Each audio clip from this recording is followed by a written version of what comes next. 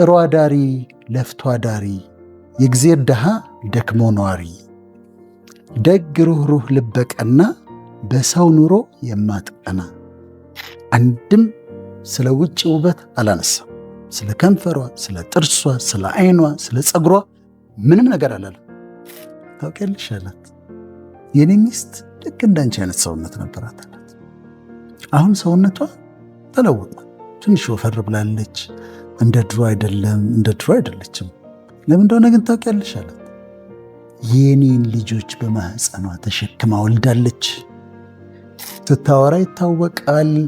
ስትኖር፣ ስትገባ፣ ስትወጣ ስታያት የውስጥ ውበቷን ታየዋለሽ። እና እውነተኛነቷ፣ ታማኝነቷ፣ ደርባባነቷ፣ ትሁት መሆኗ፣ ድሃ መውደዷ፣ እነዚህ ሁሉ አንዲት ሴትን በጣም ነው የሚያስውቧት። መጀመሪያ ውበት ምንድን ነው? ውበት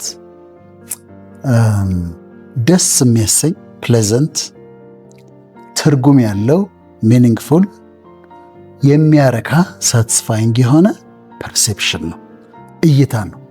እይታ ሆኖ እንደዚህ የኔ እይታ ሆኖ ለምሳሌ አንቺን ሳይሽ የኔ እይታ አለ፣ የኔ ፐርሴፕሽን አለ፣ አንቺ ማንነት አለ፣ እኔ ደግሞ ፐርሲቭ የማረግበት የማይበት መነጽር አለ። ከዛ ያ በስነ ልቦና ውበት የሚባለው ደስ ይላል፣ ስታየው ደስ ይላል። ደስ ማለት ብቻ ግን አይደለም፣ ትርጉም ይሰጣል። ሚኒንግፉል ነው። ሚኒንግፉል ብቻ አይደለም፣ ሳትስፋይ ያደርጋል፣ የሚያረካ እይታ ነው ማለት ነው። እና እንደ ቢሆልደር ነው ይባል የለም ቢዩቲ፣ እና እንደ ተመልካቹ ነው። ለምሳሌ ቻይና ውስጥ ቁንጅና ተወዳድራ ያሸነፈች ሴት ኢትዮጵያ ውስጥ ስትመጣ በጣም ቆንጆ ነች ነው ላይባል ይችላል። ምክንያቱም ፐርሴፕሽን ስለሆነ ነው። ለአንዳንድ ሴቶች ቀይም ወንድ በጣም ቆንጆ ነው። ለአንዳንድ ሴቶች በጣም ቀይ ወንድ ቆንጆ ነው። በእንትኑ ይለያያል። አንዳንዱ ያኛውን ቶለሬት ቀይ የምትወደው ቀዩን ቶለሬት ላታደርገው ትችላለች። ስለዚህ ፐርሴፕሽን የኛ እይታ ነው። አሁን የውጭ ውበት ይሄ ከውጭ የሚታየው ዓይን፣ ጥርስ፣ አፍንጫ፣ ቁመና እስከታች ድረስ ያለው የሚገጠምለት ብዙ ጊዜ የሚዘፈንለት እሱ የውጭ ውበት ነው፣ ኤክስተርናል ቢዩቲ ነው። እና ይባላል ፀጉሯ የሐር ነዶ፣ አፍንጫዋ ስንደዶ፣ ዓይኗ የብር ጉልላት፣ ጥርሷ የበረዶ እምብርት ይባላል። እና ይሄ የውጭ ነው እስከ ተረከዝ ድረስ የሴቷን፣ ሴቷ ደግሞ የወንዱን ልታደንቅ ትችላለች። የውጭ ኤክስተርናሉ የውጭው። እና ብዙ ትኩረት የሚሰጠው የውጭው ነው ከውስጡ ይልቅ። በጣም ትኩረት ከመሰጠቱ በፊት አሁን ከመሰጠቱ የተነሳ እየተደረገ ያለውን ነገር ልገርሽ። የኮስሜቲክስ ኢንዱስትሪ፣ የሚቀባቡት ኢንዱስትሪ 500 ቢሊዮን ዶላር ወርዝ ነው። 500 ቢሊዮን ዶላር ሃፍ ትሪሊየን ማለት ነው የሚያወጣ በዓለም ደረጃ አለ። አሜሪካ ውስጥ እስከ 50-60 ቢሊዮን ዶላር ለኮስሜቲክስ ብቻ ያወጣል። ስለዚህ ምን ያህል ትኩረት እንደሚሰጠው የሚቀባባው ነገር ኮስሜቲክሱ ማየት ትችላለሽ። ከዛ ደግሞ ሰርጀሪዎች አሉ። ቀዶ ጥገና፣ ኤክስተርናሉን ጨርስ ብዬ ነው። ቀዶ ጥገናዎች ይሰራሉ። አፍንጫ ይቀየራል፣ ሪኖፕላስቲ ይባላል። ከንፈራቸው ይሰራል። ይሄ ቆዳ ትንሽ ዕድሜ መስመሮችን አንሲመ ፌስ ሊፍት የሚባል አለ። ሽቦ እንደማስወጣ በጣም ደግሞ የሚያሰሩጡት ማስቴክቶሚ አለ። ማስቴክቶሚ ሰርጀሪ ነው። ማስቶፕላስቲ ግን የቅርጹን ለመቀየር ኢምፕላንት መጨመር እንደዚህ ነው። ስለዚህ የተለያየ አይነት ሰርጀሪ፣ እሱም እስከ 10 ቢሊዮን ድረስ የሚያወጣ ገንዘብ የሚያወጣ ሰርጀሪዎች ያሰራሉ። አሁን ደግሞ በጣም ነው የሚሰራው።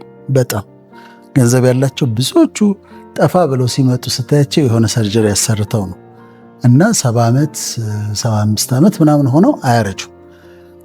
አሁን ምንድነው ሰዎች ለውጭው ማንነታቸው ለኤክስተርናል ቢዩቲ በጣም ብዙ ገንዘብ ያወጣል፣ በጣም ይደክማሉ።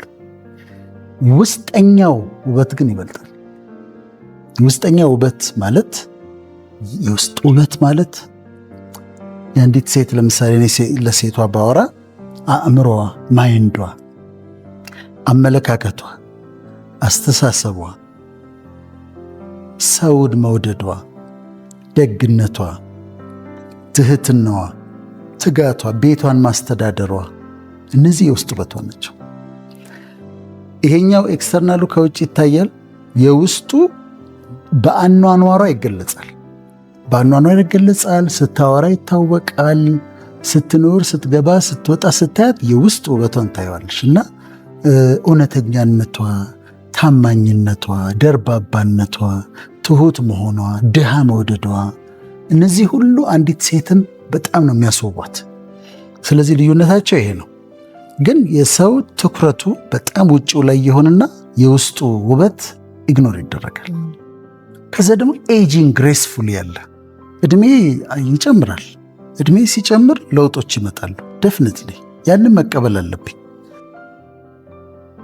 ግን ያችን የልጅነታቸውን ነገር ሉዝ ላለማድረግ ብለው በተደጋጋሚ ሰርጀሪ ሲያሰሩ ደግሞ ኖርማል የሆነ አካላቸውን አሁን ከንፈሯ ቀጭን የሆነው ትልቅ ለማስደረግ የሚወጉት አለ። ደህና አፍንጫቸውን በተፈጥሮ ያገኙትን ያሰሩታል። የማያሰሩት ነገር የለም። ለፕላስቲክ ሰርጀሪዎቹ ቢዝነስ ነው፣ በጣም ሀብታሞች ናቸው። ለነሱ ግን በጣም ያሰቃያል። ቀላልም አይደለም ሰርጀሪውም ኤክስፔንሱም፣ ከዛ ደግሞ የሚወስደውም ሳፈሪንጉም ቀላል አይደለም። ኪነ ጥበቡ በተለይ እነዚህ ፋይን አርትስ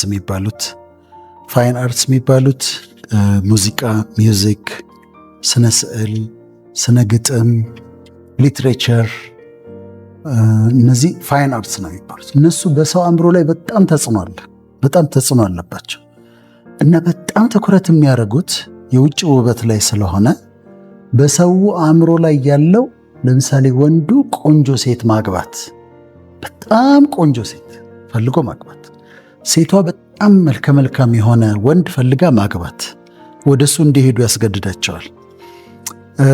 ሰዎች ትዳርም ሲመሰርቱ መልክ ይፈልጋሉ። እስቲ እንደ ቆንጆ ሴት ፈልግና አግባ ይላሉ። ግን ትዳር ውስጥ ተጽዕኖ የሚያመጣው የውስጥ ውበቷ የውጭው አይደለም፣ መልኩ አይደለም። ለእሷም መልከ መልካም ረዥም ምናምን እንዲህ መሆኑ አንድሰም መሆኑ ሳይሆን ቤት ውስጥ አብረው ሲኖሩ ይሄ ሰውዬ የውስጥ ውበት አለው ወይ የሚለው ነው ተጽዕኖ የሚያሳድረው።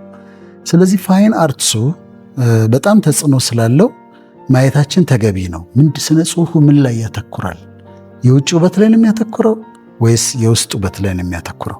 እና እሱም ማየታችን በጣም ጥሩ ነው። እንግዲህ የጥበቡ ፋይን አርትስ ለውስጥ ውበት ምን ያህል ትኩረት ይሰጣሉ የሚለውን ለማየት ነው ምሳሌዎች የምናመጣው። አንዱ የማነሳው በጣም የተገረምኩበት ስለሆነ አርቲስት ድምፃዊ ነዋይ ደበበ ነው። ነዋይ ደበበ ስራዎች ላይ በአስገራሚ ሁኔታ የውስጥ ውበትን ሲገልጽ አይቼዋለሁ። ለእኔ ተዋት የሚለውን ላንብብልሽ እና ውስጣዊ ውበትን እንዴት እንደገለጸው እናያለን። ምን ይላል? ጥሩ አዳሪ ለፍቶ አዳሪ፣ የእግዚአብሔር ድሃ ደክሞ ነዋሪ፣ ደግ ሩህሩህ ልበቀና፣ በሰው ኑሮ የማትቀና፣ ተዋት እርሷን ተዋት ደክሞ አዳሪ ናት ይላል። ይሁን አስገራሚ ነው። ከዛ ምን ይቀጥልና ምን ይላል? አስተዋይና ርቆ አሳቢ፣ ዘመድ አዝማዱን ሰብሳቢ፣ አስተማሪም ሁሉን አዋቂ፣ መካሪ ናት አስታራቂ። ገጣሚ ስለሆነ ነዋይ ራሱ አምሽር ራሱ ነው። አሁን እዚህ ቦታ ላይ አንድም ስለ ውጭ ውበት አላነሳም። ስለ ከንፈሯ፣ ስለ ጥርሷ፣ ስለ አይኗ፣ ስለ ፀጉሯ ምንም ነገር አላለም። ነገር ግን አሁን ብታጠኙ ይሄንን እኔ አሁን ጥናት አድርጌ አይደለም፣ ግን ወስደሽ ግን ያለውን ነገር ብትዩ ጥሩ አዳሪ ለፍቶ አዳሪ፣ የእግዚአብሔር ድሃ ደክሞ ነዋሪ። እሺ ሰርታ ነው የምትኖረው፣ ለፍታ ነው የምትኖረው አይደል? እቺ ሴት ታታሪ ሴት ነች። ከዛ ደግ ሩህሩህ ልበቀና፣ በሰው ኑሮ የማትቀና ምንድን ነች ነው የሚለው? ደግ ነች፣ ሩህሩህ ነች፣ ትራራለች ለሰው፣ ልቧ መልካም ነው። ራሷን ደግሞ አንድ ጊዜ እንዳልነው ከሌሎች ጋር አታወዳድርም፣ አትቀናም። ተመልከች፣ ስራዋን ሰርታ ምናልባት ሴቱ ጥፍሩን ተሰርቶ ምናምን ቁጭ ብሎ ሲውል እሷ ሄዳ ሰርታ ደክማ ለፍታ ልቧት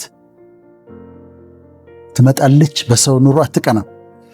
ከዛ ይቀጥልና አስተዋይና አርቆ አሳቢ ዘመድ አዝማዱን ሰብሳቢ ይላታል። ምን አይነት ሴት ነች ይቺ? አርቆ አሳቢ ነች፣ አስተዋይ ነች፣ ዘመድ ትሰበስባለች። ግን የእሷን ዘመድ ብቻ አይደለም የባልየውን ዘመድ ትሰበስባለች። ዘመዶቿን በቃ እሷ ቤትን መሰብሰብ ደስ የሚላቸው። አሁን ልጅቷን ኢማጂን አድርጋት። አስተማሪ ሁሉ አዋቂ፣ መካሪ ናት አስታራቂ። ትጠራና ደግሞ የተጣሉትን ታስታርቃለች፣ ትመክራለች፣ እውቀት አላት። የተጣሉ ሰዎች ፈልጋ ታስታርቃቸዋለች። ምን አይነት ሴት እንደሳለ በኪነ ጥበቡ አሁን አርቲስቱ ገጣሚው ምን አይነት ሴት እየሳለ እንደሆነ ተመልከች። እስካሁን ድረስ ስለ ተረከዟ፣ ስለ ዳሌዋ፣ ስለ ወገቧ ቅጥነት አላወራ። ውስጧ በጣም የተዋበ ሴት ነች። እጅግ ውብ ሴት ነች። አሁን እቺ ሴት ፊዚካሊ ስታያት ሰው በሚለው ፐርሴፕሽን በጣም ቆንጆ የምትባል ላትሆን ትችላለች። ውስጧ ግን እንደዚህ ያጌጠ በጣም የምታምር ውስጧ ድንቅ የሆነች ሴት ነች። እንዲህ አይነት ሰዎች ያስፈልጋሉ በኪነ ጥበብ ውስጥ። ምን የሚያደርጉ ስለ ውስጥ ውበት የሚነግሩን ሰዎች በሊትሬቸሩም በተለያየ መንገድ ኢቭን በስዕልም ይቻላል የውስጥ ውበትን ማሳየት እና በስነ ጽሁፉ በልብ ወለዱ ምናምን ሰው ትኩረቱ ውጭው ላይ እንዳይሆን የሚያደርጉ ሰዎች ያስፈልጋሉ። አንድ ታሪክ ልንገርሽ። አንድ ሰው ሚስት አለችው፣ 3 ልጆች አሉት እና አንዲት ሴት እየመጣች በጣም ተረብሸዋለች። ልታሳስተው ትፈልጋለች። ማለት በቃ ሰውነቷ ጥርጥር ያለ ሼፓ የሚያምር፣ እሷ አላገባችም አልወለደችም፣ ሼፓ በጣም ያምራል እና ቢስቱን ታውቃታለች። ከዛ እሱን እየመጣች ልታሳስተው ብዙ ሙከራ ታደርጋለች እና አንድ ቀን ምናላት ታውቂያለሽ አላት፣ የኔ ሚስት ልክ እንዳንቺ አይነት ሰውነት ነበራት አላት። አሁን ሰውነቷ ተለውጧል፣ ትንሽ ወፈር ብላለች፣ እንደ ድሮ አይደለችም። ለምን እንደሆነ ግን ታውቂያለሽ አላት፣ የኔን ልጆች በማህፀኗ ተሸክማ ወልዳለች። ወልዳ ጡቷን አጥብታቸዋለች። የሰውነቷ ለውጥ የመጣው ከዚህ የተነሳ ልጆችን በማህፀኗ ተሸክማ ወልዳለች። እየተሯሯጠች ያሳድጋለች። ጡቷን ታጥብታለች። ግን እንደዛም ሆኖ እሷም አሁንም ትበልጥሻለች። ስለዚህ እኔ ልታሳስችኝ አትሞክሪ አላት። ገብቶታል። ግን ለውስጥ ውበት ትኩረት የሚሰጡ እንደዚህ አይነት ሰዎች ሲኖሩ ሰው ወደ ትዳር ለማግለብ ይሄድ ሲል ስለ መልክና ስለ ቁመት ስለ ምናምን እንደው አይኗ እኮ ምን እንደሚያካክል በጣም ነው አይኗ የሚያምረው ጥርሷ ምናምን ብሎ አይደለም ትዳር ውስጥ መግባት ያለበት። ውስጧን አይቶ ምንድን አስተሳሰቧ እንዴት ነው፣ መልኳ እንዴት ነው ብሎ አስቦ አናግሯት ከአንደበቷ የሚወጣው አኗኗሯን አይቶ ነው መሆን ያለበት። ከውጪ አሁን ወጣቱም ዝም ብሎ ከውጪ አይቶ ዝም ብሎ በዛ ላይ ተመስርቶ አይደለም ማግባት ያለበት። ሁሉም ሴቶች ውብ ናቸው፣ ሁሉም ወንዶች ውብ ናቸው። እኔ እንደዛ ነው ማለት የእግዚአብሔር ፍጡር ስለሆኑ ሁሉም ውብ ናቸው። ግን በፐርሴፕሽን ደረጃ በቃ በጣም ቆንጆ ሴት ፈልጌ ነው ማገባው ሲል ወንዱ ስህተት ውስጥ ይገባል። እና ሲወዱ ማንን እንደወደዱ ውስጣዊ እሷነቷን መውደዳቸውን እርግጥ መሆን አለ። ውበት ይረግፋል፣ ይለወጣሉ። ወንዱም ይለወጣል። ጎፈሬ አግብታ ይመለጣል፣ ሸንቃጣ አግብታ ይወፍራል። ሴቷ ትለወጣለች፣ የተለያየ ለውጥ ይመጣል። ማንነቷን የውስጥ ማንነቷን ከወደድኩኝ ግን መቼም እስከ እርጅና ድረስ አይለወጥም ያ ነገር። እኔ አንዳንድ ቤት አሜሪካ ምናምን ሲሄድ እዚህም አይቻለሁ። በእንግድነት ተጋብዤ ሲሄድ አንዳንድ ሴቶች እንግዳ ሲያስተናግዱ ወንዱም መስራት አለበት፣ ማስተናገድ አለበት። ይኸው ምን ሰርታ ታመጣና ታስተናግድና እንትን በተለይ ውጪ የሰራተኛ ስለሌለ ሰርታ ምናምን ታመጣለች። ከዛ ስታቀርብ ስታስተናግድ ምናምን ታያታለች። ከዛ ከጨረሰች በኋላ መጣው ትንሽ ደቂቃ 30 ደቂቃ ብላ ገብታ ሻወሯን ወስዳ ለብሳ ደግሞ ስትመጣ ትገረመች። እዛ ጋር ቤቷን እንዴት እንደያዘች ከዛ ደግሞ ራሷን እንዴት እንደያዘች ስትመለከች ትገረመች። እና የውጭ ውበት ዋጋ የለውም ማለታችን ሳይሆን ግን ሴቶችም ትኩረት ማድረግ ያለባቸው የወንድ ልጅ ካራክተሩ፣ አስተሳሰቡ፣ አመለካከቱ፣ ደግነቱ፣ ታማኝነቱ እሱን ነው ማጥናት ያለባቸው። ወንዱ ደግሞ ሴቷን እንዲሁ እንደው ፈዞ በመልክ ፈዞ ሳይሆን ጠጋ ብሎ አውርቷት ስትናገር ይገለጣል።